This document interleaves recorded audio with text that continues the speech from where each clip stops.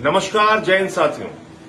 कल आपने देखा कि प्रयागराज में किस तरह से भारतीय जनता पार्टी के प्रशासन ने, मोदी योगी की डबल इंजन सरकार ने छात्रों के पेपर लीक पर चर्चा होने से रोक दिया। पेपर लीक हो जाए उससे कोई दिक्कत नहीं, लाखों छात्रों का भविष्य बर्बाद हो जाए उससे कोई दिक्कत नहीं। सीबीएसई के एग्जाम हो, हाई स्कूल इंटर के एग्जाम हो, पीसीएसजे के एग्जाम हो, लेखपाल के एग्जाम हो, दरोगा के हो, टीचर के हो, जेई के हो, हर परीक्षा का पेपर लीक हो जाए, आपकी जिंदगी बर्बाद हो जाए, लेकिन उसके ऊपर चर्चा करने तक की इजाजत आपको नहीं है। बंद कमरे में चर्चा करने की इजाजत नहीं। तो क्यों यह इजाजत नहीं है, मैं आपको 1 मिनट के अंदर समझाना चाहता हूं। उत्तर प्रदेश की हालत में आपको बता दूं।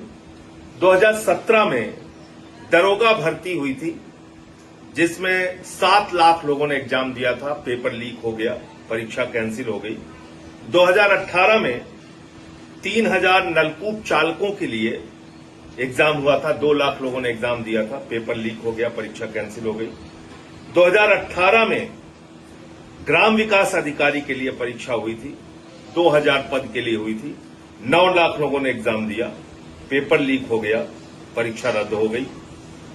2018 में ही यूपी पीसीएल जेई इसकी परीक्षा हुई और इसमें करीब करीब 26,000 लोगों ने 226 पदों के लिए परीक्षा दी थी, पेपर लीक हो गया, परीक्षा कैंसिल हो गई। 2018 में लोअर सबऑर्डिनेट की भर्ती 672 पदों के लिए 11 लाख लोगों ने एग्जाम दिया था, पेपर लीक हो गया, परीक्षा कैंसिल हो गई। 2021 में यूपी ट्रिपल एससी पेट की परीक्षा हुई, 21 लाख लोगों ने एग्जाम दिया था, परीक्षा कैंसिल हो गई पेपर लीक की वजह से। 2021 में ही यूपी टेट की परीक्षा हुई, 20 लाख लोगों ने एग्जाम दिया था, परीक्षा कैंसिल हो गई। 2022 में यूपी के 12वीं के बोर्ड की परीक्षा का पेपर लीक हो गया। 2022 में लेखपाल की परीक्षा 8000 पदों के लिए 2.5 लाख लोगों ने परीक्षा दी थी, पेपर लीक हो गया, परीक्षा कैंसिल हो गई। 2024 में यूपी पुलिस कांस्टेबल भर्ती के लिए जो 60,000 पदों के लिए हुआ था, 48 लाख लोगों ने एग्जाम दिया, पेपर कैंसिल हो गया, पेपर लीक हो गया, परीक्षा कैंसिल हो गई।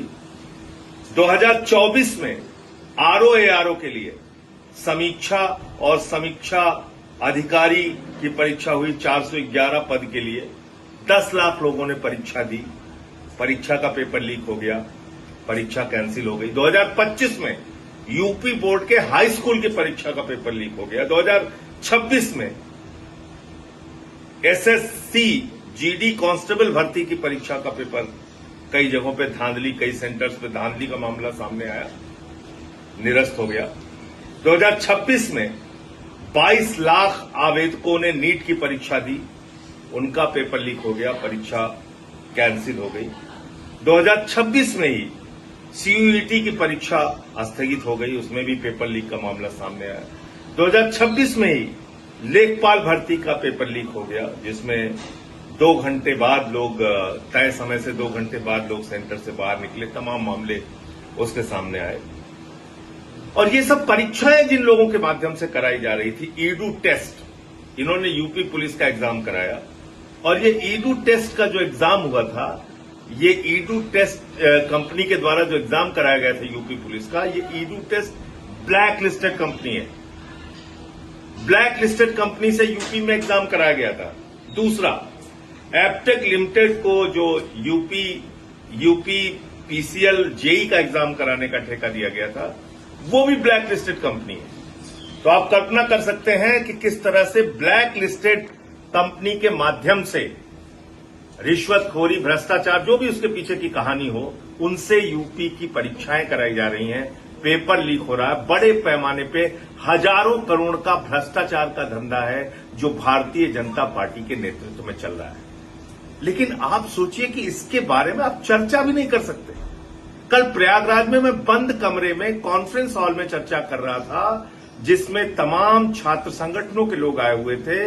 अनुग्रह नारायण सिंह जो पूर्व विधायक हैं इलाहाबाद के और छात्र संघ के अध्यक्ष रह चुके हैं, वो आए थे। के राय साहब जो अधिवक्ता है हाई कोर्ट के और छात्र संघ के अध्यक्ष रह चुके हैं, वो आए थे। समाजवादी छात्र सभा के लोग थे, एनएसयूआई के लोग थे, तमाम छात्र संगठनों के लोग थे, प्रतियोगी छात्र संगठनों के लोग थे। और उन सब ने उस कार्यक्रम में हिस्सा लिया और अपनी व्यथा बता रहे थे कि किस तरीके से वो वहां पे मेहनत करते हैं, पढ़ाई करते हैं, दिन रात तैयारी करते हैं और बता रहे थे कि एग्जाम देके निकलते हैं तो सबसे पहले मां का फोन आता है कि बेटा परीक्षा कैसे हुई, कैसे हुआ एग्जाम। जो मजदूरी कर रहा है या छोटा मोटा काम मुंबई में कर रहा है, बाप का फोन आता है, कैसी परीक्षा हुई। उनको उम्मीदें रहती है अपने बच्चों से कि हमारे बच्चे नौकरी करने लगेंगे तो हमारी जो झोपड़ी है वो पक्का मकान में तब्दील हो जाएगी, हमारी जिंदगी में कुछ बदलाव आएगा। तो आज लड़के अवसाद में हैं, डिप्रेशन में हैं। लखीमपुर में एक नौजवान ने आत्महत्या कर ली नीट के पेपर लीक के कारण। दिल्ली में एक लड़की ने आत्महत्या कर ली। ऐसे और जगहों पे भी आत्महत्या की घटनाएं सामने आई। आप उनके बारे में उनका दर्द भी सुनने की इजाजत नहीं दे रहे, उनके बारे में बातचीत करने की इजाजत नहीं दे रहे। और दो छात्र नेता आशुतोष पांडे और पंकज पांडे, इनको गिरफ्तार कर लिया गया, इनको अरेस्ट करके जेल में डाल दिया गया। आज सोचिए तानाशाही का आलम। मैं तो कह रहा हूं कि कितनी मूर्खतापूर्ण सरकार चल रही है भारतीय जनता पार्टी की, कि पता नहीं योगी सरकार को किसने ये सलाह दी। मैं तो बंद कमरे में चर्चा करके चला आता, शायद उसको उस खबर को इतना महत्व नहीं मिलता। लेकिन पता नहीं कैसे आपके अधिकारियों ने आपको सलाह दी या आपकी खुद की ये सोच है कि कहीं बातचीत ही नहीं होने देनी है छात्रों के मुद्दे पे। आपने उसको रोकने का प्रयास किया, दमन करने की कोशिश की और आज पूरे देश में पेपर लीक पे चर्चा एक बड़ा मुद्दा बन गया है। लोग अपनी बातचीत कहेंगे, करेंगे और हर जगह करेंगे।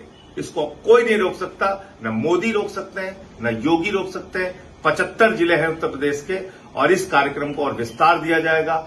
ऑनलाइन हम लोग पेपर लीक पे चर्चा करेंगे, जाके जिलों में छात्रों के साथ पेपर लीक पे चर्चा करेंगे, पेपर लीक पर बातचीत करेंगे, छात्रों को संगठित करेंगे और कैसे ये पेपर लीक का धंधा बंद होना चाहिए इसके बारे में सरकार से एक ठोस नियम कानून बनाने की बात करेंगे। और वो हक, लोगों का रोजगार का हक, परीक्षा ईमानदारी से देने का हक, वो हक सरकार से लेके रहेंगे। और मैंने तो 5 चरणों में रोजगार दो, सामाजिक न्याय दो पदयात्रा भी की।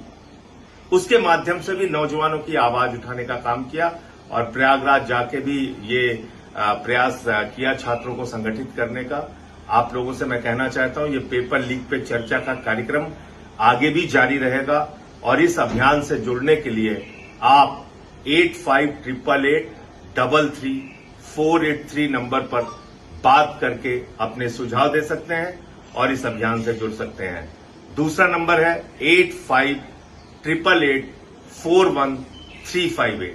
तो 2 नंबर है, याद रखिए, 8588833483, 8588841358। इन दोनों नंबरों पे कॉल करके आप इस पेपर लीक पर चर्चा के अभियान से जुड़ सकते हैं और इस छात्र आंदोलन को अपनी मजबूती दे सकते हैं। जय हिंद, इंकलाब जिंदाबाद।